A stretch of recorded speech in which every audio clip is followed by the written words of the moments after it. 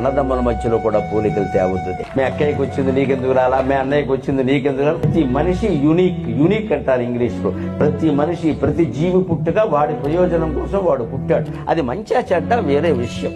వాడి పుట్టుకు ప్రయోజనం, ఒక కర్తవ్యం ఉంది ఈ సృష్టిలో జరగాల్సింది, అది జరిగిపోతాం. అంతవరకు మీరు బొమ్మన పోడు, ఆడదైనా అంతే మొగాడైనా. అందుకోసం పుట్టాడు. పెంచడం వరకే మన పూచివాడు ఏమవ్వాలో మనం నిర్ణయించేయకూడదు. ఒకవేళ అమ్మ నేను ఏమవ్వాలనుంది నీకు అంటే నువ్వు మంచివాడైతే చాలరా, ఇంకేం వద్దు, అంతే చాలు, ఇంకేం.